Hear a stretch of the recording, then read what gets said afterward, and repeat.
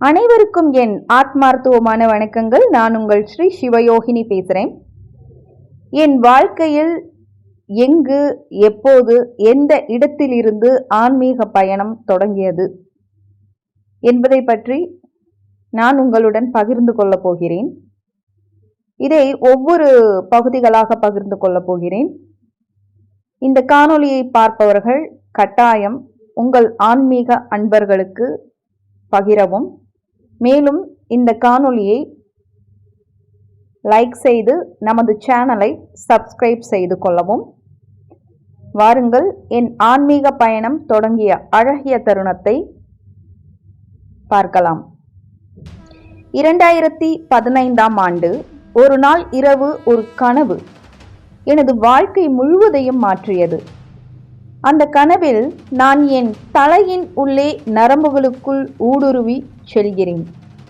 உள்ளே நுழைய இரத்த ஓட்டங்களை பார்க்கிறேன்.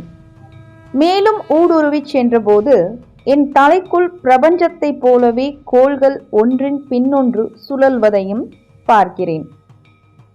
அப்பொழுது அங்கு ஒரு கருப்பு உருவம் தோன்றியது.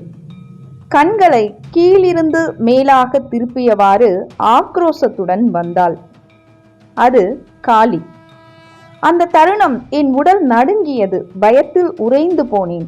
ஆனால் அடுத்த கணம் அந்த காளியின் உருவத்துக்குள் நானே ஊடுருவி சென்றேன். அதிர்ச்சியுடன் விழித்தெழுந்தேன்.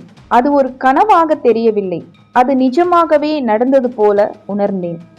என் குடும்பத்தாரிடம் சொல்லிய பொழுது அவர்கள் கனவில் வந்த காளியின் தோற்றத்தை பற்றி கேட்டார்கள்.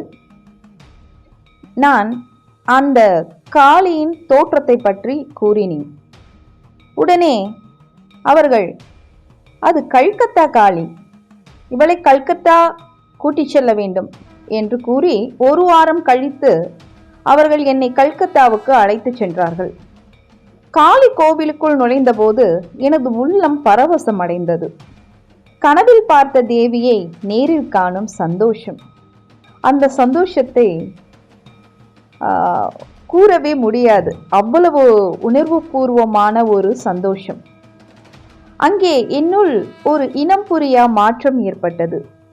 வார்த்தைகளால் அந்த மாற்றத்தையும் விவரிக்க முடியாது. அதுதான் என் ஆன்மீக பாதையின் முதல் திருவிளையாடல். அங்குதான் இந்த ஆன்மீக பயணம் தொடங்குகிறது. இதற்கு பிறகு என்ன நிகழ்ந்தது என்பதை பற்றி அடுத்த காணொளியில் வெளியிடுகிறேன். உங்கள் அனைவருக்கும் காளியின் ஆசீர்வாதம் கிடைக்கட்டும். ஓம் ஸ்ரீ காளிகாயை நமக. அனைவருக்கும் எனது ஆத்மார்த்தவமான நன்றிகள்.